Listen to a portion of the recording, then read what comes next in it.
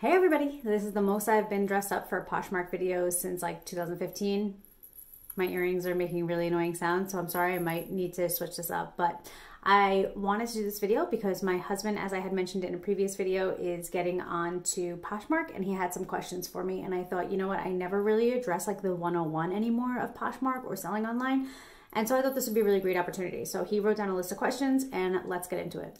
Okay, so the first question is, not for sale. Why would something be not for sale? In somebody's closet, if you see something that says not for sale, why would it be like that? Okay, this is a number of reasons, probably so many reasons that I can't even think of, but somebody could have something in a storage unit that they don't have access to. Somebody could decide, you know what, I don't really want to sell this right now. Somebody could have sold out and was like, I'm going to get more stuff in, but currently I don't have any. So these would be all reasons why things are listed not for sale. Maybe they sold it on a different app and probably not supposed to do that, but that's okay. Maybe they sold it on a different app and so they're just listing it as not for sale. And again, maybe they'll get it in the future or maybe they'll consider selling it. So for the time being, it is not for sale. So that would be the reason why somebody would have a not for sale thing up there. ISO, in search of, a lot of people will be like, I'm looking for this, I am in search of this, and so they'll put like do not buy ISO. So if you sort low to high, which is something that I do and something that I definitely taught my husband to do, when you're buying on Poshmark, sort low to high, and you'll see for like $3, like do not buy this, ISO, in search of. So they're just looking for this item. So if you happen to have it, you could be like, hey, I have this item in my closet right now. I think it's kind of far-fetched. I don't know. I've never like followed up on an ISO to see like if somebody ever gets it. I don't know if that's a way people get traction to their closet, by pretending they're looking for something, getting people to have their attention on it. Maybe somebody not realizing what ISO means and purchasing it and then being like, oh no, this is not for sale, but you can have the other stuff that you liked. I don't really know, but I don't really know because who selling something? This eyelash is bothering me.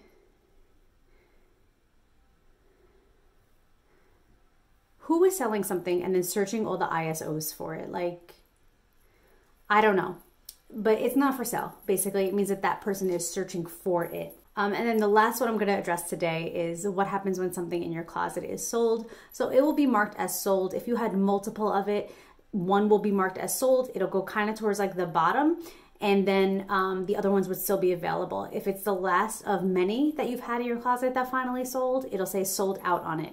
You cannot edit a sold listing unless you were going to change the quantity of it, which would mean that you would have had more than one in it to begin with. Otherwise, the listing stays exactly as is. My advice to this one is to reshare your closet to push some of those things down so that they're at the bottom. I know when I'm buying on Poshmark, I'm a big buyer on Poshmark. When I'm buying, if I go to a closet and I start seeing a lot of things that say sold consecutively, I don't scroll anymore because I'm not going to scroll through all your sold things and see if I can maybe find something that might be available. So that is what that's what happens with sold. You also get an email from Poshmark that's like, yay, your item sold. And then you just print out the label. It's really, really simple. As long as it weighs less than 5 pounds to ship it, you're good to go. Slap that label on it and send it on its way. If it's over 5 pounds, when you weigh it, you can kind of gauge. And if you're like, hey, this might be over, just put it on a shipping scale. Make sure you have one of those. If you're serious about Poshmark, get a shipping scale. They're like, you can get one for like under 20 bucks. And just make sure that it weighs less. If it weighs more, you have to go in, update your label, edit your label. There's a whole process. I have tons of videos on this. And then that additional fee for the weight would come out of the seller's profit. So be careful on that one if you offer bundles in your closet. But once a unique item is sold, it's sold and that's it. I hope you like these videos so far. If you guys have any specific Poshmark questions, let me know and I will definitely be getting back to them.